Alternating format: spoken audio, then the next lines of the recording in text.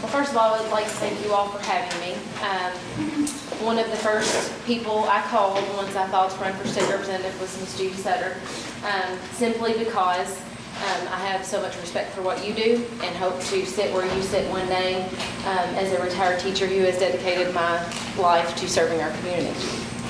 It is a little intimidating to look out into the crowd and see some of your former teachers out there. I told Mr. Gum that I've only been to the principal's office once in my life, and it was his. But his daughter Karen was with me, so she was in as much trouble as I was, but anyway. But again, I want to reiterate that, your present is my future, and where you sit now is where I will sit one day. And so I am heavily invested in our schools, and in your livelihood as well as what will eventually become my livelihood. Most of you know that I am a Bergen girl. I was born and raised in Bergen, Kentucky. Graduated from Mercer County High School, and the education that this community awarded me gave me the opportunity to go to Center College, which as national college rankings go, it's kind of a perennial powerhouse. And so I'm very grateful for the foundation that I got in this community. Once I graduated from Center, I went on to the University of Louisville, where I earned a master's degree in political science, and I got to spend a day at the office back when it was Freedom Hall, working with the women's basketball staff.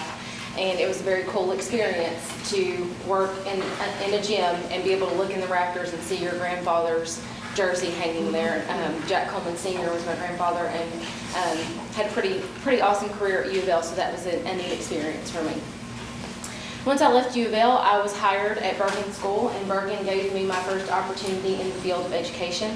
Again, one of those surreal moments where you're being interviewed by your principal, who was your fourth grade teacher, and you think, this is either going to go really well or really bad, I don't know. But they gave me my first opportunity, and I was the social studies department. Anybody who's taught at Bergen or at a small school knows what that means.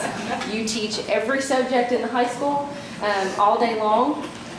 I had lunch duty every day. I had bus duty on Tuesday mornings. I had restroom duty every afternoon before last block. I was the head basketball coach, the student government sponsor. I planned the homecoming festivities and coached the homecoming game in the same night. And we won. And I chaperoned prom and chaperoned project graduation. Project graduation, I was thrown into a pool by 3 boys who had just graduated who were no longer scared of me. So the year that I dubbed baptism by fire actually ended in baptism by pool water by the time it was all said and done. So after my time at Bergen, I accepted a challenge at East Jessamine High School. I was offered an interview there. They sought me out and asked me to consider the job, and I did. And as overwhelming as it seemed at the time, I took the challenge. I now teach at a low-income school. And I took the reins of a basketball program that had had one winning season in its entire school history. So the odds were stacked against me, especially coming from little old Bergen. My first year at East, I will never forget, this was before Infinite Campus, so they're bringing me report cards on paper. They're all C's, D's, and F's. One of my players, when I took the job, was already on probation for drug violation at school. And I can remember going home and thinking, what in the world have I gotten myself into? And I think we've probably all been there a time or two. But I will tell you this, there's no challenge that was greater than the one that I accepted in October of 2012. I had a basketball player who had been in our building for maybe 6 weeks call me crying.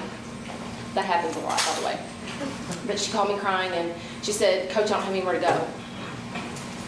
I said, well, what do you mean you don't have anywhere to go? Well, my mom's kicked me out, my aunt's kicked me out, my grandmother's kicked me out, and I can't go back. So I look at my husband and I said, Chris, we're going to have to go down to visit Emma. So the next day we get in the car and we go down to visit Emma, and I look at him as we buckle our seatbelts and I say, you realize what's about to happen, right? He goes, I know. So we go down to visit Emma. An hour later, Emma had moved into our home and become a part of our family. She had a 1.2 GPA, read on a 3rd grade level as a freshman in high school, had very little social skills and even less ability to trust anyone, and especially to let her guard down and love anyone either. Fast forward to 2 years later, I won't take you through the roller coaster, but I feel like I'm gonna have a little gray hair now, but 2 years later, Emma's 1.2 GPA is now a 3.2 GPA. She will be the first person in her biological family to graduate from high school. And last week, I just received the first of what I anticipate to be many phone calls from a Division I basketball coach ready to offer Emma a full basketball scholarship. So I tell you this story because Emma is the perfect example of how education is the great equalizer. It's why that fiery redhead from Lancaster now has a chance in life that she didn't have before.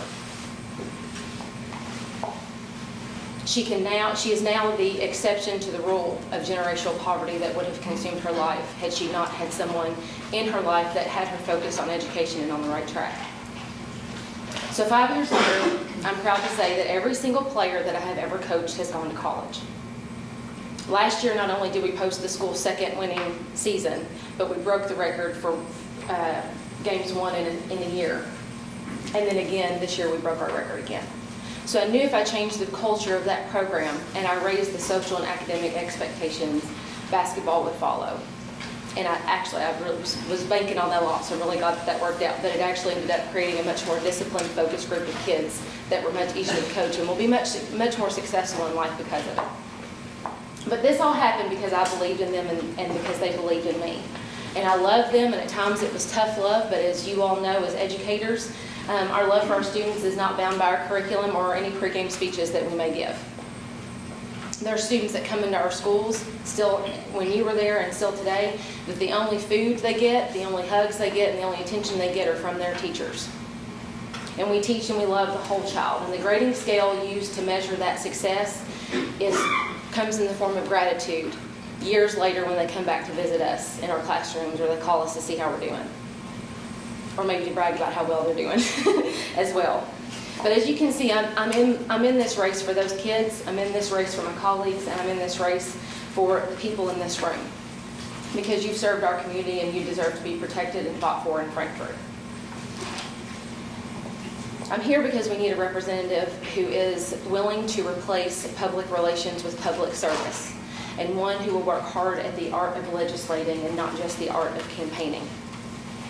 After 5 years of stagnant teacher salaries, my opponent voted no on a 1% raise for teachers, which the bill passed the House and the Senate 126 to 12.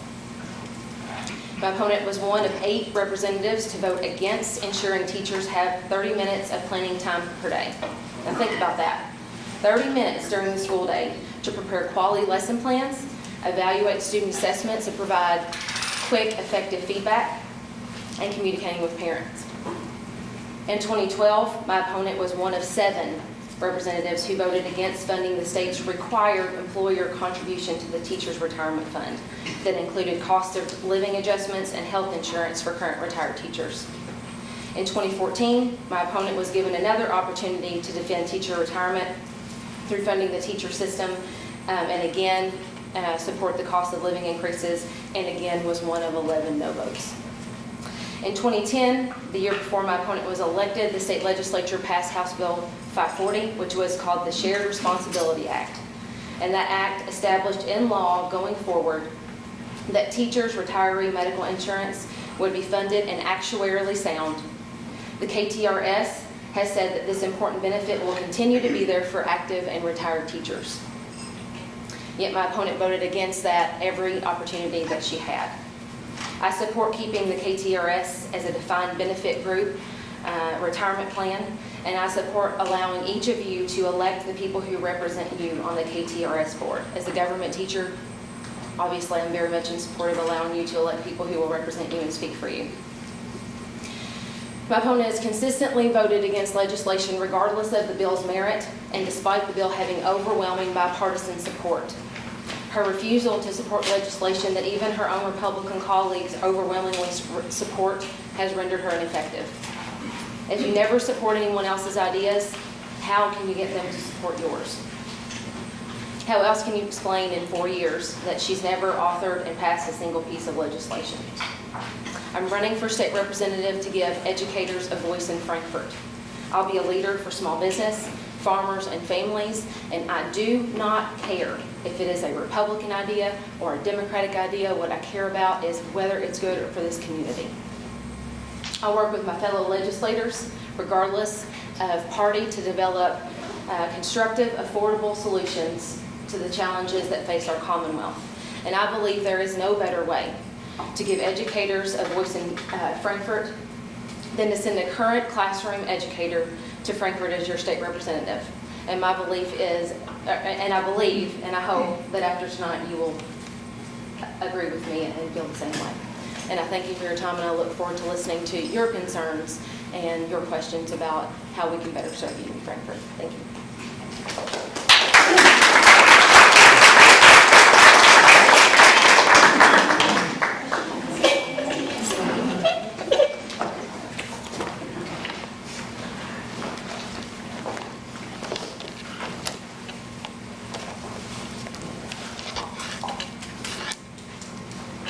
Hope that will stay there.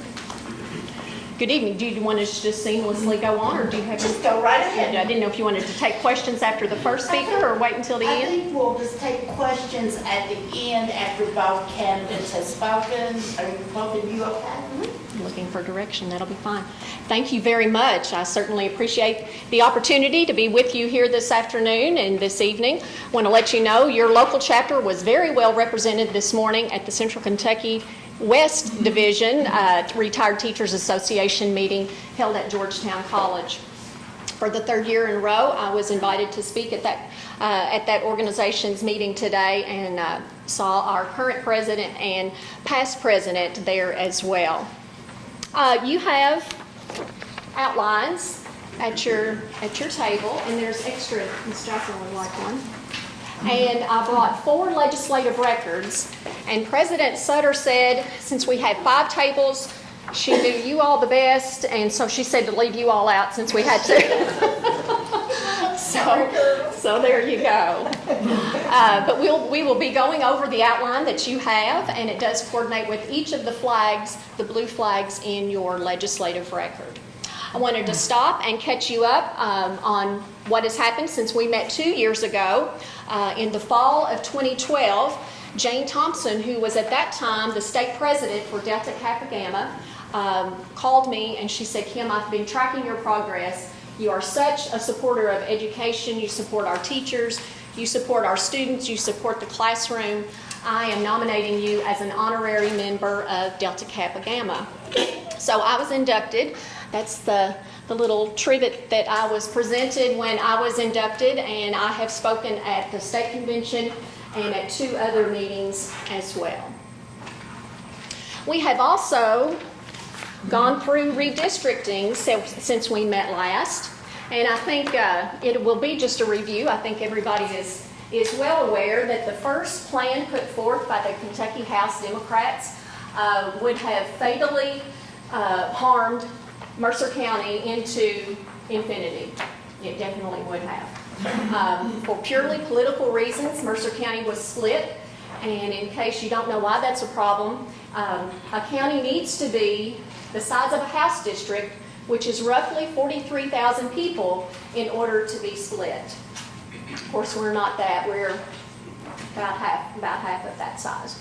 So, to protect your interest and at the behooving and the bequest of our local leaders, our economic development, our local chamber of commerce, all calling me within hours of that initial plan being submitted, said, "Kim, you have got to do something. You have got to do something." One of our major industries, the district line went right through the building of that industry. So I did sue the Kentucky General Assembly. And this is the cover letter that we got back from the Kentucky Supreme Court. Little old me from Mercer County won a unanimous decision in about 45 minutes time during oral arguments.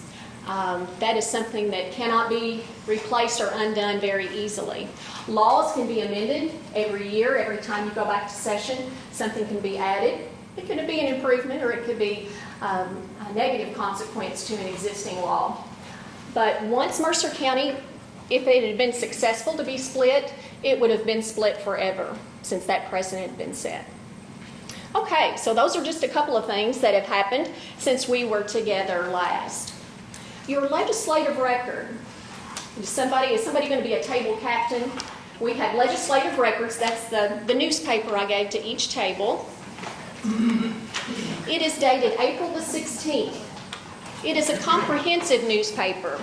Every day during session, when I come in, I have a new updated version on my desk. When we start a session, it's literally 8 or 10 pages long. By the end of the session that we ended in April of this year, it was this size. So by the second day, it has the first and second day's news. The third day, it has the first, second, and third day's news. By the end of a 60-day session, this is what we have. On our final day of session, I went around to all the recycling bins. I do this every year. All the recycling bins on all the floors, and it's amazing. These are just bubbling out of the recycling bins. So I gather them all up and put them in my trunk and bring them home, because I think this is a very, very good, tangible way to educate folks at home, whether it's students, teachers, the agriculture community, business community. Everybody needs to know what's going on during session. So, with your indulgence, I'm going to go through just a few of these bullet points and show you how everything works together. Nothing about the budget or anything in the Kentucky General Assembly can be extracted and considered in isolation. It's just like a big cog, a big gear. Everything feeds and works on the next component. So on your outline, the first bullet point that you see says to go to page 55. If the team captain, the table captain, can take you to that page, it's your first flag. And it will show you House Bill 42. One of the first things I learned in my legislative career is when you go into the Kentucky House chamber, the speaker's desk is in the center, and there are two big roster boards on either side. Think of a scoreboard. Each legislator's name is listed in alphabetical order. If I vote yes, I push a green button and a green Y lights up beside my name. If I vote no on something, I push a red button and a red N shows up beside my name. I was aghast when I quickly learned that not all of our decisions are reflected on the big board. There are several times that we just take a voice vote. It's literally yay and nay, and the speaker has total discretion on how many yays and nays he hears. So we can make decisions and then come home and tell you, well, I didn't vote yes or no on that, and we have no way of being accountable to you for that. So my House Bill 42 just says that all fiscal measures, I think every measure, but starting out with every fiscal measure, should be recorded up on the big board. The next tab, page 56, that will be your next flag, just one page over. Special session pay. I think that's probably a very familiar topic. I don't think we, as elected officials, should be paid in special session when we didn't get our job done in regular session. So that's what House Bill 45 does. It just says exactly that same thing. All of the staff would be paid, but elected officials would not be paid when we just didn't get our work done when we were supposed to. I guess I'm going to leave to your own opinion of why we can't get either of those two through, the accountability and the not being paid. But until I can get that bill passed into law and we stop being paid in special session, I will continue to donate my special session pay. The first year, I've been there 4 years, and we've had 3 special sessions. So far, knock on wood, I don't think we'll have one this year. The first year that we had a special session, I donated all my gross pay to the Kentucky Right to Life Association. Yes, that's gross after having paid taxes on it, but that's what I felt ethically was right to do. The second year, I donated all of my special session pay to the American Red Cross. The American Red Cross. During our session, the last week or so of that, a tornado came through, especially Anderson County, North Mercer, Anderson County, and really created a lot of damage. So I donated all my special session pay to the American Red Cross, and they earmarked it to be spent in the 55th District. This last year, we had another, in 13, we had another special session, and all of that gross special session pay went to the backpack programs in the public schools that I represented at that point. That being the old district, which was Anderson, Mercer, and Spencer. Now, if you can go to the third tab, which is on page 135.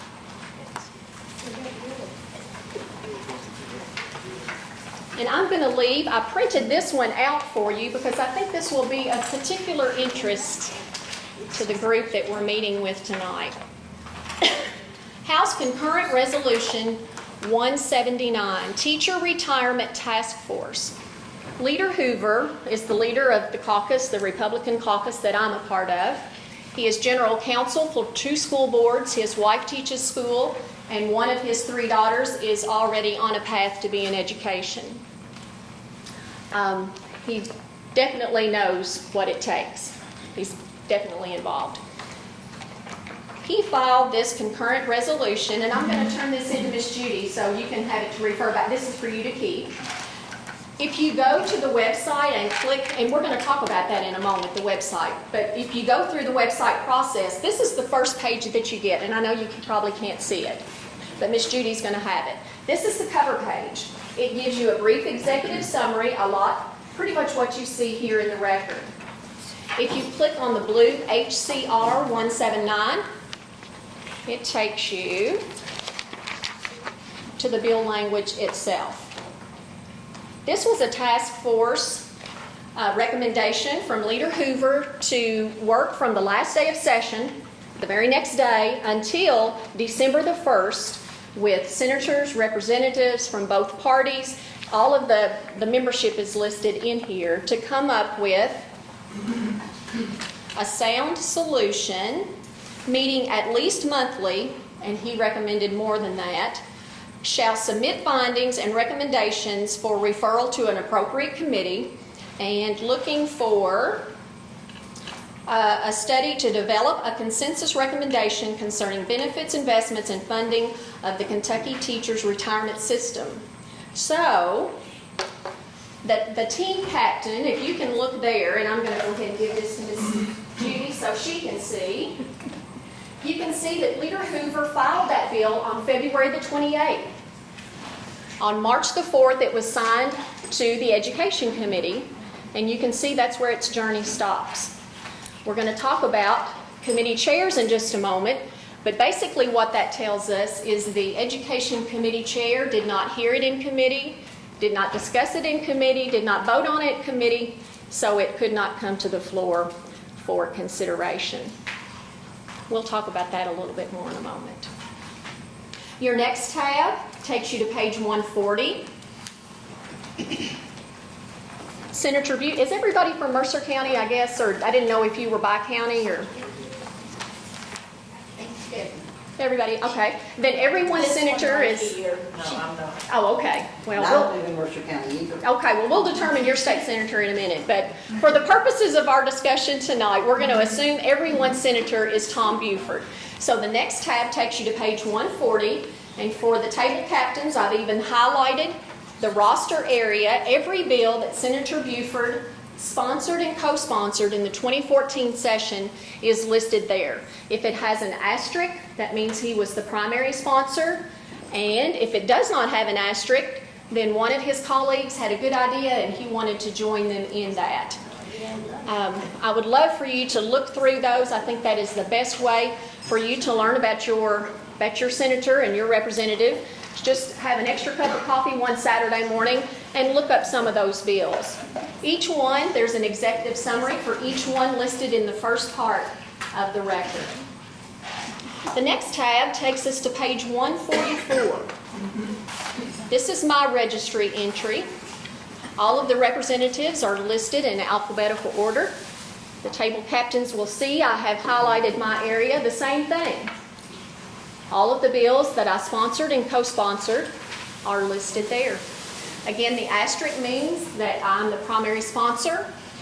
If it doesn't have an asterisk, a colleague had a really great idea, and I not only wanted to vote for it, but I wanted to publicly show my support. Page 163, the next tab. Each of the bills in each session is divided into category or genre. So for the purposes of our discussion tonight, I highlighted two. One, the Education Bill Index, and it is by far the largest category in the entire legislative record. It's like 3.5 pages. Every single one of those entries is a new bill that had something to do with education. So again, you may want to look through those and become a little bit more familiar with them. The next tab takes you to page 188. The table captains will see I've highlighted Retirement and Pension Index. House Concurrent Resolution 179 that we just spoke about, I highlighted it there. It's near the bottom of the third column, but we've already discussed that a little bit. And then the back cover. The final flag and the final bullet point takes you to the back cover. I think this is the most important page in the entire legislative record. This is a list of all the Senate committees and all the House committees. The Senate committees are listed first, and then the House of Representatives following that. The names in bold are the chairs and co-chairs of each committee. If the name's not in bold, in regular font, then they are just standing members of that committee. So let's go back and review and talk a little bit more about House Bill 42, House Bill 45, and House Concurrent Resolution 179, the Teacher Retirement Task Force. Okay, I'm gonna call on somebody. I'm gonna call on Bob. If we can go back to the first tab. The first tab, and it will give you that executive summary, and then it will tell you what committee it was assigned to. This was the roll call vote, where we have accountability because we know how people voted. It will just tell you it was assigned to, let's see, House Bill 42. It was assigned to Appropriations and Revenue. Okay, someone else flip to the back cover and see that the first name listed under Appropriations and Revenue is Rick Rand. Rick Rand is the chair of A&R. Okay, we have over 4.3 million people in Kentucky, and one person, the chair of a committee, has total control over whether a bill is heard in committee or not. And he chose not. House Bill 45, I'll call on another table. Can someone go to the second tab? Under the executive summary, it will tell you what committee that was sent to. I know the answer, but...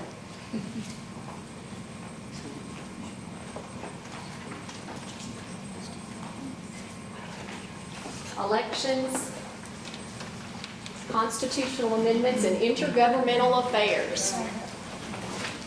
Okay, now someone go back to the back cover, find that committee in the House, and let me know the first name there.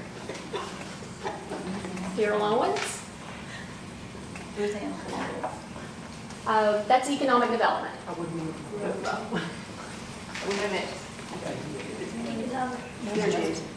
Elections. No, you don't have this highlighted sheet. Okay, it's Darrell Owens. Oh, Darrell Owens. You didn't highlight this one. Darrell Owens? It's Darrell Owens, yes, it's Darrell Owens. Same thing, we have 4.3 million people in Kentucky. They probably, the vast majority, do not think elected officials should be paid special session pay when they didn't get their job done when they were supposed to. But one person, the chair of a committee, decided not to hear that in committee, so it couldn't be heard on the House or Senate floor. Now let's talk about 135. Same thing, let's go back to the third tab. It's on page 135. This is the task force recommendation by Leader Hoover. And we talked about it already. What committee was that sent to? Education, very good. Very good. So someone else flip back to the back cover. We'll find that committee under the House.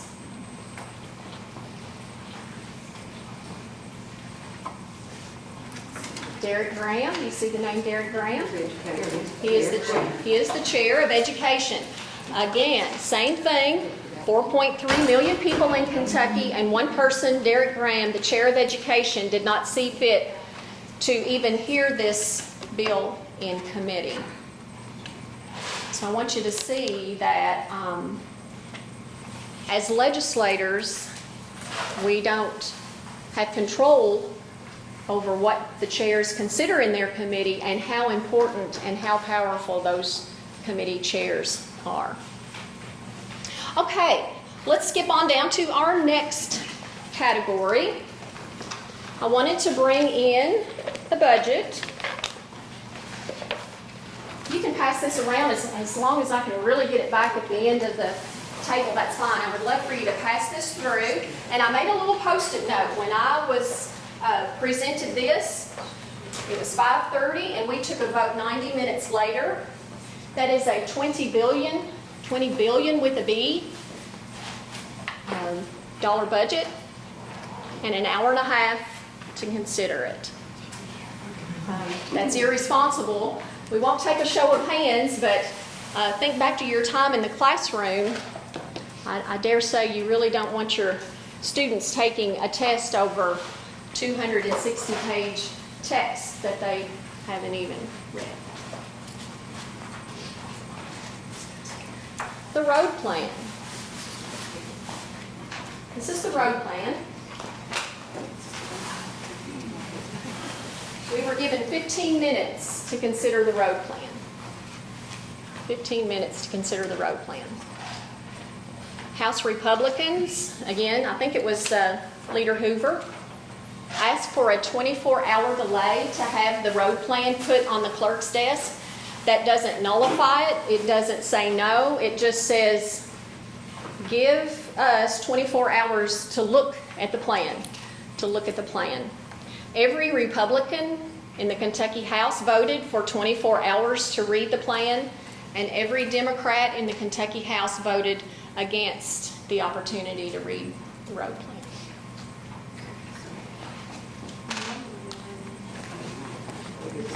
What is the road plan? It's coming around to you, but it's divided into counties. So the priority projects that the local fiscal courts have issued and the Kentucky Department of Transportation, working in conjunction with your senator and your representative, come up with priority projects for each specific county and district. So those are listed there, and it's very extensive to try to figure out. 15 minutes to contact your local fiscal governments and say, is this really your priority? These numbers are a little bit different. It's further out into the future. It's impossible to verify with your local officials if this is suitable or not. And then I'm going to send it around the legislative and judicial budgets. As you can see, they're much more manageable. Really nothing controversial. The best thing I can tell you about the judicial budget, I'll just start these here too, is that our deputy circuit clerks received a raise this time through. Okay, Senate Bill 5.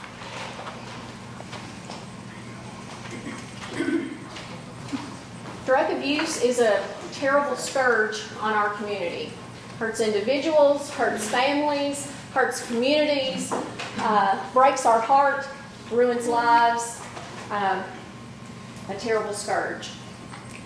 This year, the scourge is heroin, kind of a flashback. It's my understanding in the early 70s we had a heroin problem. In the last 18 months, it has resurfaced. So heroin is the drug of choice right now. God. I'm going to go ahead and send this around, but the second tab, and I've got it marked, it's called Vote Calendar. I've got it marked Vote Calendar. And this is right off the LRC website, and you can verify it yourself by going to the website and looking up Senate Bill 5. On January the 16th, so really just about 8 or 10 days into this 2014 session, the Senate passed what I'm getting ready to pass around to you, Senate Bill 5, a proposal that the Senate, the House, law enforcement, judges, rehab folks, the medical community, everyone had worked together in a bipartisan, very proactive way to come up with an approach and a help for the for the heroin problem we're addressing now. On January the 16th, it was voted on in the Senate and passed 36-1. 36-1. On April the 15th, that's why I have that date in parentheses there. On April the 15th at 11 p.m., we finally had it brought to the House floor for consideration. But guess what? It wasn't the way that it left the Senate. And I've got this tab marked for you so you can go right to it. It says 23 amendments.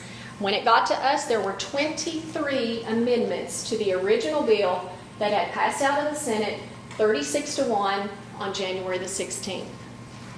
I have highlighted for your convenience that 2 of them are issued and were filed by the Speaker of the House, Greg Stumbo, and they both are relating to Kentucky Cole County College completion scholarships. What am I missing? What in the world does that have to do with heroin? Absolutely nothing. Then if you thumb on through, the 22nd floor amendment filed is filed by the Majority Caucus Chair, Sandy Overly. All of this is highlighted for your convenience, attaching an amendment about public-private partnerships. This is an economic development idea. It's a great idea. It's a great idea. Has absolutely nothing to do with heroin. Nothing. So Senate Bill 5 died literally in the 11th hour of a 60-day session because of nonsensical shenanigans.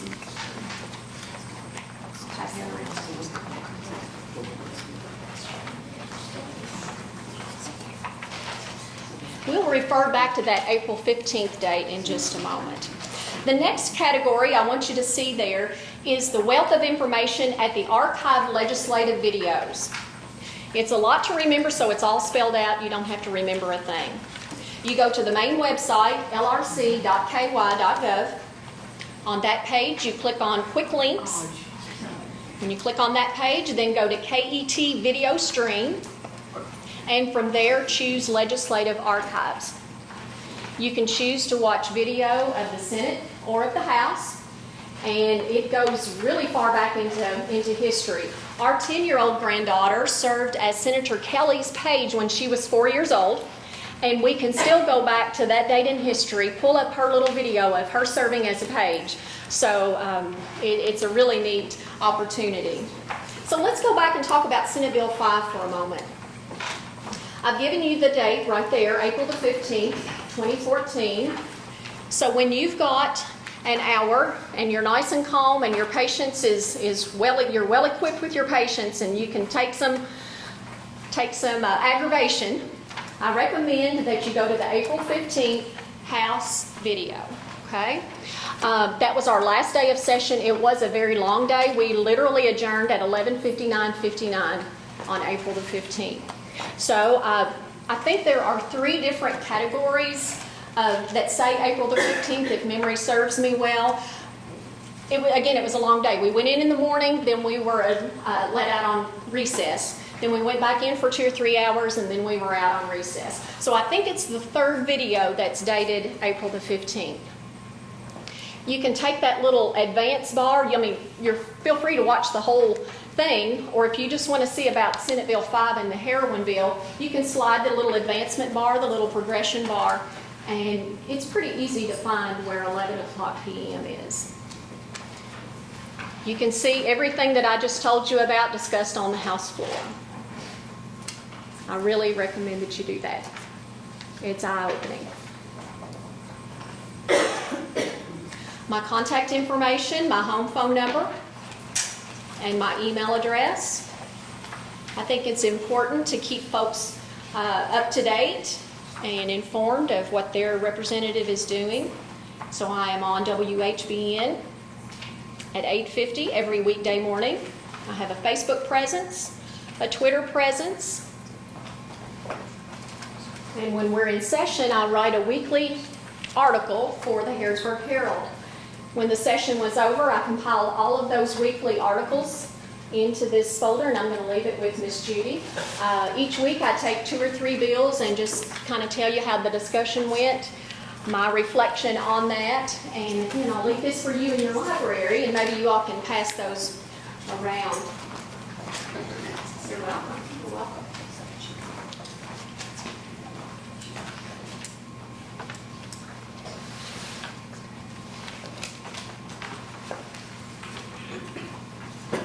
Teacher planning. Let's talk about teacher planning just a moment. When the bill that was mentioned earlier was brought before us, I've got a great working relationship with all of our school superintendents. I literally had them on speed dial in the old district and in the new. So when this came up, I read the bill, and I read all the bills, and I went back and read the legislation that it would affect, okay? I contacted all of our school superintendents, again in the old district and in the new, heard back from all but one. The ones that responded, everybody but one, said, Kim, we already have this much time or more already. 3 of those superintendents said, you know what I fear is going to happen. If it's mandated that we have this 150, then was amended to 120 minutes, I fear a school system will say, well, you currently have 150, but this new amendment, this new legislation says I only have to give you 120, so I'm going to cut your time that much each week. Three, without being prompted, that was their concern. Okay? What I have here, and I'll send this around as well, is KRS 160.345, which is the Site-Based Decision-Making Council legislation that each of our campuses currently work with and under. It says right there that bullet number 2, assignment of all instructional and non-instructional staff time is to be determined by the Site-Based Decision-Making Council. My teacher colleagues, my seatmate is a teacher, and I serve with another, and a couple have retired. And they said, Kim, we don't want state government telling us what to do and when. We want that decision made locally. We know those folks. They're elected locally, and that's the way we want that decision made. So that's why I voted the way I did.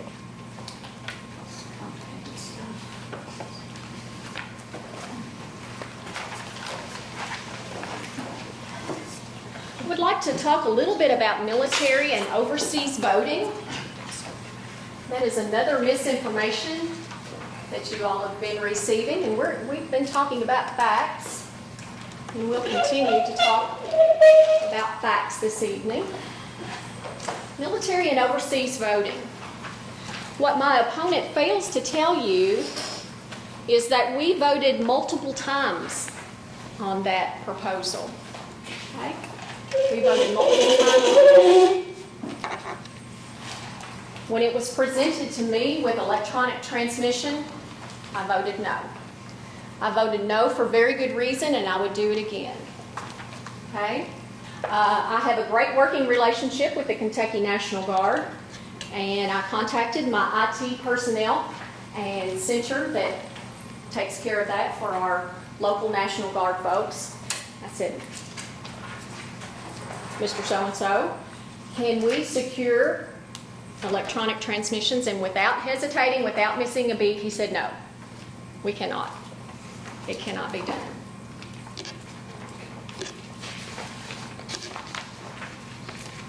This is a newspaper article from just a couple of weeks ago.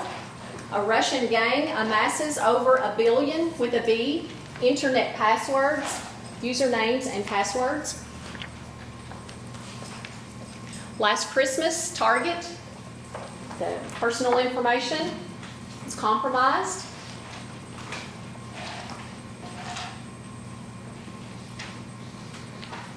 This is dated August the 22nd, just last week. A cyber attack, this is from the Boston and Washington from Reuters. A cyber attack at a firm that performs background checks for U.S. government employees compromised data of at least 25,000 workers. This is a newspaper article dated August the 22nd.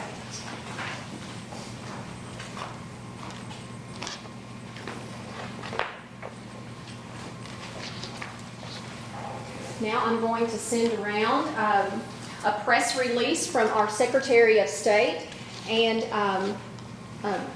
another newspaper article printed.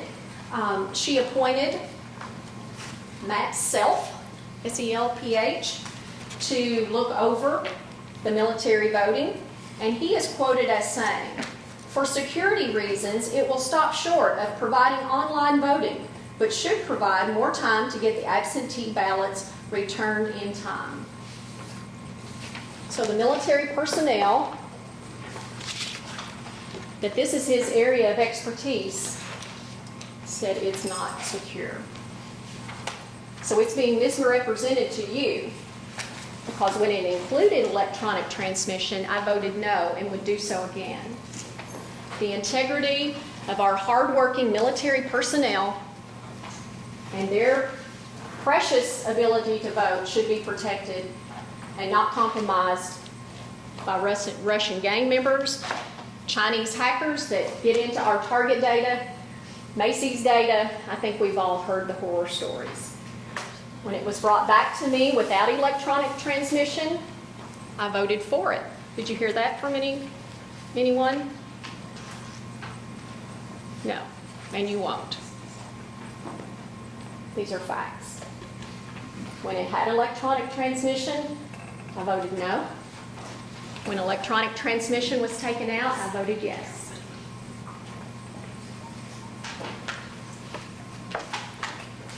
Minimum wage. Let's talk a moment about minimum wage. One of the first votes that I took in the 2014 session was against a mandatory raising of the minimum wage. And I actually have many of these for each table, if you need more. I'll tell you what, I'll send you around with 3, and if anybody wants some, you can certainly take them when we've got extra copies here too. I don't take any vote lightly. Every yes or no vote comes after considerable deliberation, reading of the bill, consulting with experts in that field, and in my personal instance, after much prayer and reflection. Okay? When it was presented to us, I voted no, and I would do that again. What is coming around now is official information with the Kentucky seal from the Legislative Research Commission. The Legislative Research Commission. The green flag takes you, filter free, that's why I brought copies. I want you to read the whole thing. I read the whole thing. But the flag takes you to the conclusion on the back page. I have even circled in green. Let me start a couple of copies down here. Maybe they can meet in the middle. The green flag takes you to the back page, and then it's circled in green. They did considerable research. The LRC, the Legislative Research Commission, in case you don't know, is nonpartisan. They are strictly for research and clerical work. They keep us running, okay? And it says, it is estimated that raising the minimum wage from $7.25 to $10.10 per hour will cause an expected reduction in employment of approximately 13,800 workers. In Kentucky, 13,800 workers would lose their job. My personal interviews, here's another copy since I wrote that off. It's the back page. My personal interviews with businesses of various sizes all gave me the same answer. If they had less than 10 workers, they said, we're going to let one go. We have to let one worker go to pay the increased cost, so one of our employees is going to be unemployed and no longer have a job. 25 to 50, 2 to 3, without exception. Kim, I'd have to let 2 to 3 go. 2 to 3 workers would be let go to pay this additional expense. Then I think the scariest part was when I talked to large industries, people that employ 500 or more workers. Of course, these are your big box retailers, your grocery stores, and most importantly, your fast food restaurants, the big franchise chains that we are all familiar with their names. Without exception, each of those very large employers said, we'll automate. Think about going to a discount store, even some groceries, not ours locally I don't think does, but you can check yourself out. You just check yourself out, put your money in, put your debit card in, you just do your own thing. Well, if you stop and think about it, each of those kiosks has displaced a worker, displaced a local neighbor, a local friend, person down the street.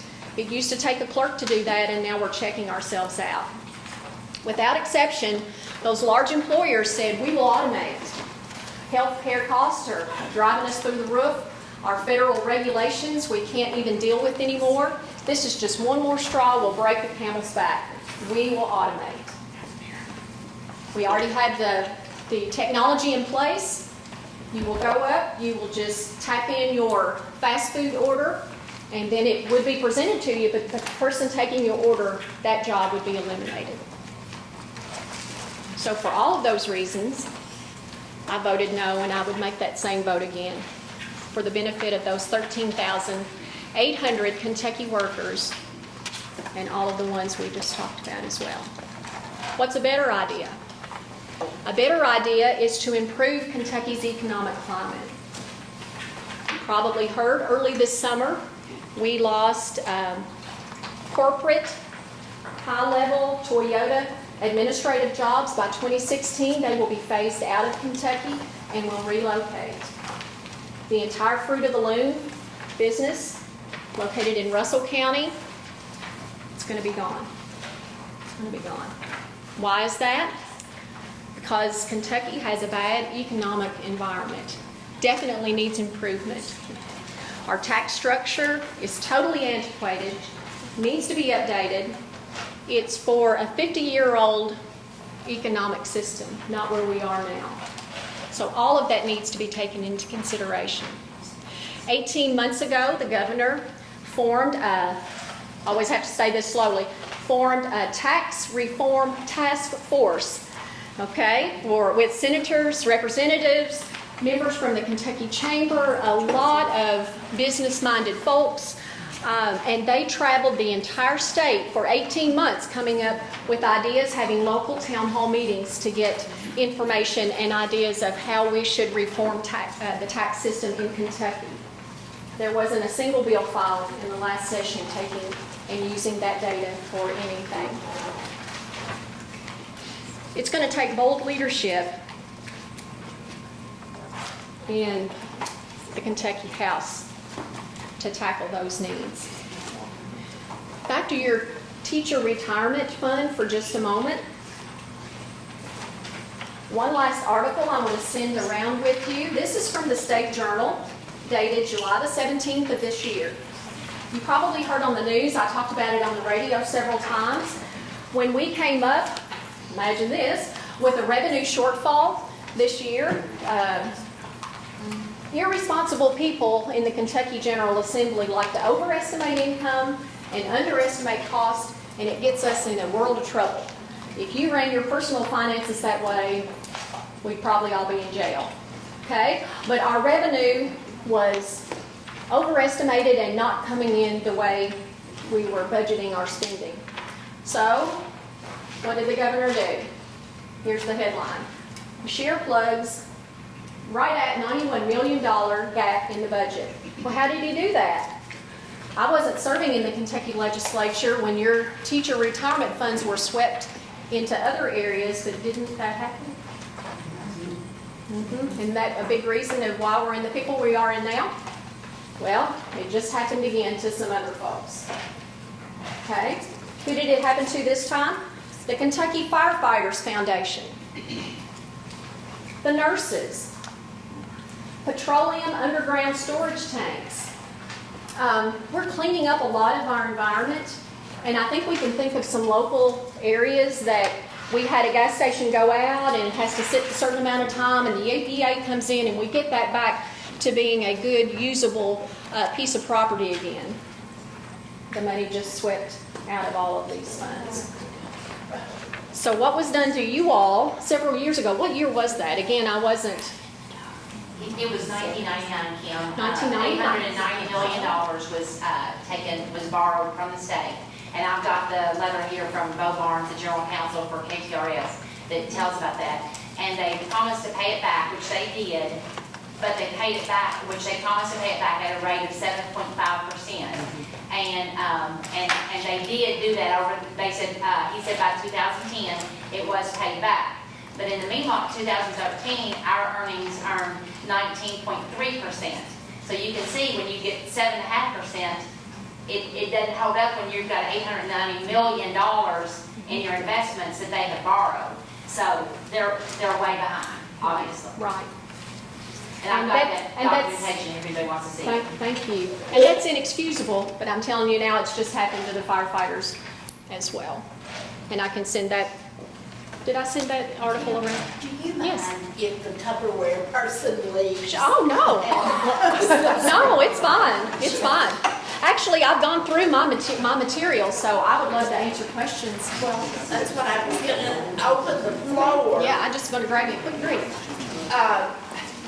Because I don't want to keep all of you too long, but I feel this is more important than our business meeting. So is anyone against doing away with the business part later and let them answer questions? Is anyone against that? There are copies of minutes on the table, and you can look at our minutes. Only thing I need is someone to make a motion by consensus that we do accept the minutes that Mariana did from the last meeting. Do I have a motion? Thank you very much. Do I have a second? I'll second it. Thank you, Emma. So, one thing I did want to say before questions, help us fill boxes for the backpack. We're trying to get some points and get some things, some awards. I would love to see that my last year at least. Now I feel like I have my feet wet and I'm learning a little bit. But we're going to try to take things to the backpack program, and I'm going to be quiet and I'm going to let these ladies answer questions. If anyone has to leave, but please, we've been griping, we've been fussing. We've got people here that can answer some of our questions. This bothers me that this never got, it wasn't considered. It stopped with February 28th. It was introduced into the House. March 4th, it never got to the floor, and it's on, Kim, what was it on? Teachers' retirement? Yes, that's your teacher retirement fix. A task force that would have worked at least monthly, probably more often than that, Leader Hoover said, to work up a consensus fix to the problem that you're in. And it just, If anyone has questions, ask them now while we got people here. They can either answer it or find out for us. Okay, we have a question. yes. I don't think Jack would know this, but I'm very concerned about SB 119. It came up for a vote Was that this session? this last session. Okay, may I pick it up? I don't remember. There were It's 804 about votes. frivolous lawsuits, medical frivolous lawsuits. I find it very offensive that they are even considering this. The woman who put it up for vote is gets her, this is her last session, she's retiring, but she gets most of her funding from the nursing home industry. And this is being heavily lobbied by the nursing home lobbyists. I'm here representing my mother. Some of the people know. She taught at Lafayette High School for 41 years. She taught in Bergen for 2 years during World War II. And because of the way the owners and the former director handled this place that was recommended to me by another agency, her condition has been totally downgraded. It's been a horrendous year and a half. And I find the fact that in the future, someone like me, because this will be rearing its ugly head again, someone like me will be stymied for taking care of my mother's financial interest because we would have to go in front of a board of medical professionals instead of a board. It's like, it's like saying to the fox, I want you to judge this rabbit. And I know that it did not go for a vote, but I know that it's going to be coming back up. This is something that is very hurtful for me and for my mother. I'm an only child, and she was an only child. So consequently, it's just the two of us. And I wanted to voice, because all of us could end up like this. This has been more than a nightmare. And so I wanted people here, I wanted to let you know that this is a terrible situation, and if you get on, there, it's something really worth looking at, because it is not a good thing. Not for retirees, not for people who are going to be depending on another facility. One thing I have found out through other organizations is no one goes into the nursing home business that loves old people. It's the money. So are you concerned that you'll lose your ability to sue? I just want to make sure I understand. No, I'm not, right at this point, I'm not going to have that problem. But if it comes up for vote again sometime in the future, which could be even the next session, I would not want anybody in this room who is part of the same profession that my mother was in for so long to be caught in something like this to where there's no recourse. I don't know if it is even being pre-filed for the 2015 session. I don't know that. For people I've talked to through I'm sure it the will. Kentucky Retired Teachers Association, through the post-8 Man of War American Legion, they're watching it very closely because they know that this is coming up again. But I'm just saying, I don't know what the future language would be. It never did come to me in the House, but it was my understanding. With 824 bills, I don't read the bills until they come to my attention. So when they're in the Senate, I've got too much in the House to worry about. But it's my understanding that you go before the board, but then you never lose your ability to sue. So I just want to make sure I understand your concern so I can remember it. From other legal watchdogs, as well as the legal representative of the Kentucky Teachers Association, the American Legion, the theory is there that I would not lose my right to be able to sue, and on behalf of my mother, but that's just like pie in the sky.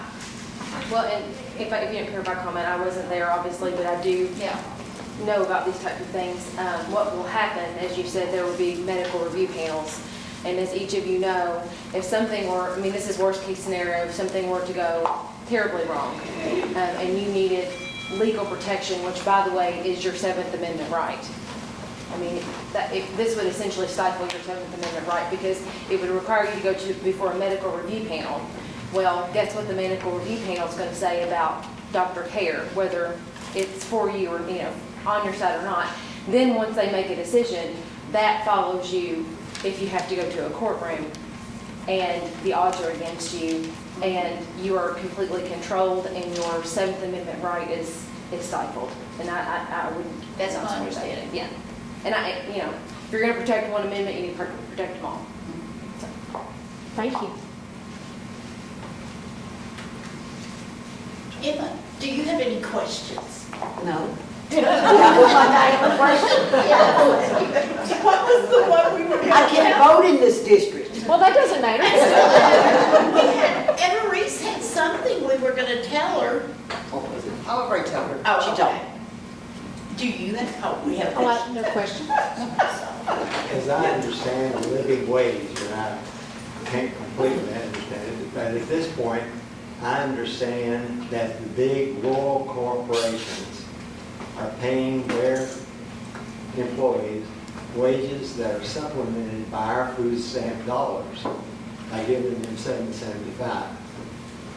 At 10.10, we wouldn't be having to pay our tax dollars to support the rural corporations. A living wage is different than a poverty supported by the taxpayer wage. That's my understanding. Okay. Well, again, I refer back to the Legislative Research Commission. Even if you don't take to heart the individual interviews that I did with companies, the Legislative Research Commission, a nonpartisan state organization, says Kentucky, 13,800 Kentuckians will lose.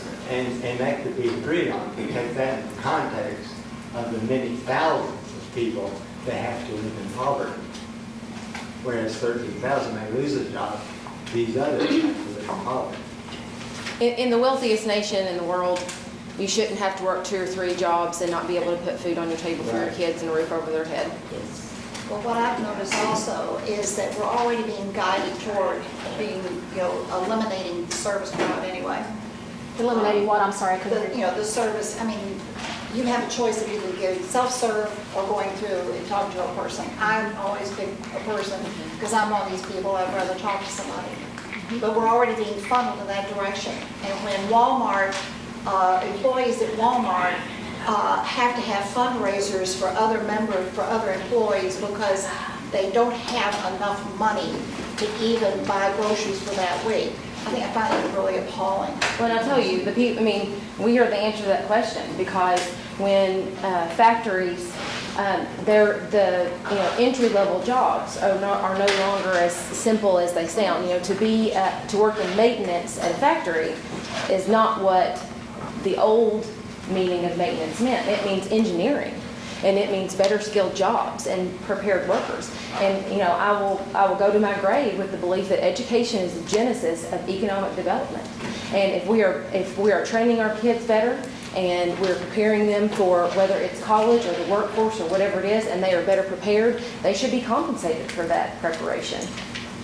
I mean, the answer to that question is in this room with retired teachers.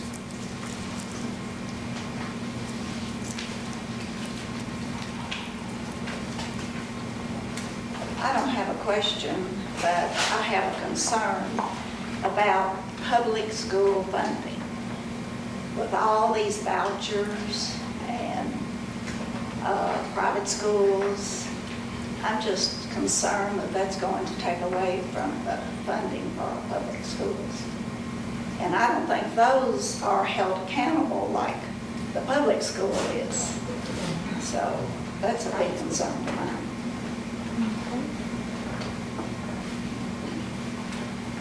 At a time when funding for public education, education is the state's largest expenditure, and if we're looking at how to fund our future, obviously all of us would agree that education is the place to start. It doesn't give us an immediate return. Change takes time, programs take time, but you're absolutely right that at a time when we should certainly not be taking public dollars away from our schools and putting them somewhere else to essentially create a different version of this that's less accountable, whose teachers aren't certified, who don't have to have an advanced degree like a master's degree like I have. Begs the question then, what is the purpose? What purpose are we really looking for at that point? And I agree. Are there very many charter schools in the state of Kentucky? How many charter schools are there? I don't think they're legal in Kentucky, are they? It's my understanding. They're not legal? Don't have any charter schools. Do you all know Judge Tressler? Trissler? Trissler. Uh-huh. Judge Tressler? He worked with me when I was on the council in Bergen. And the big concern that he had was economic development was not really going to excel or succeed in Mercer County if we didn't start training a workforce. And that's the issue. We have excellent teachers, we have excellent schools, but we're not in a position at this point with a community-minded, or I don't know where it comes from, that to get our young people trained to start having other companies coming in because we have a workforce that they can tap into, or a trained people that they can, train themselves.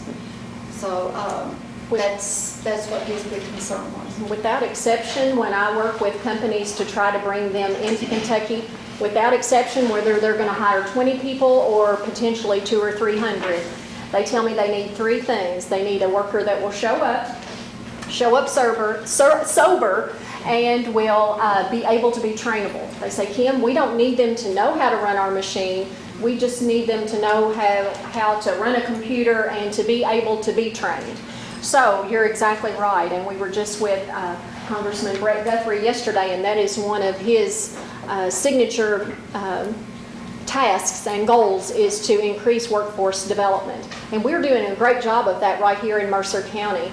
I work closely with the Harrodsburg Area Technology Center, and we have some nationally recognized welders, auto mechanics, nursing, yes, everything coming right out of this. And these children are graduating from high school with certificates that they can go right into the workforce and be employable. Ours I teach at East Jessamine High School, as I mentioned before, and we have a STEM program at our technical school in town. And we also, I'm working, I don't know if you guys still follow education trends, or if it still makes your head spin to try to keep up, but project-based learning has taken hold, and I'm working with our English department. I teach government, and I use that with our English people. And our first project-based learning unit was employability skills. And most people would look at that and think, well, what does that have to do with civics? Or what does that have to do with English? Well, it has everything to do with your future.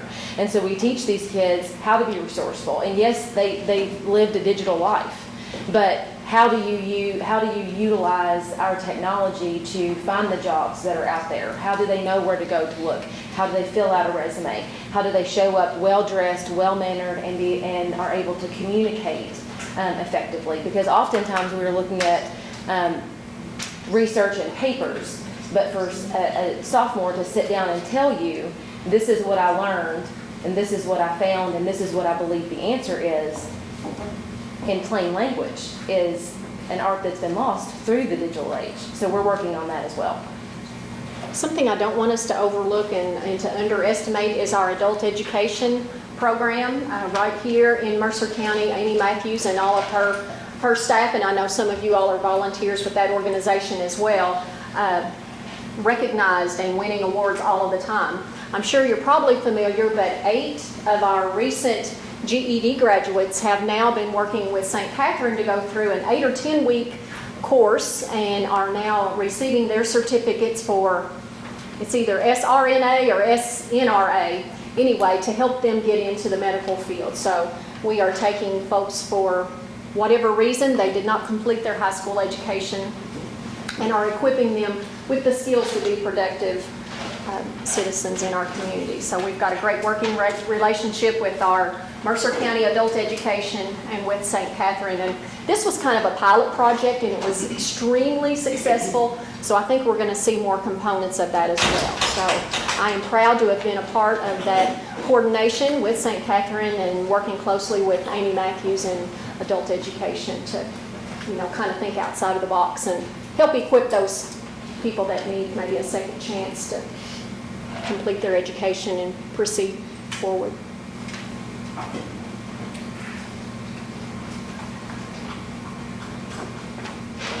Well, ladies, I certainly thank you for all of us tonight for being here. I think you both deserve a big applause.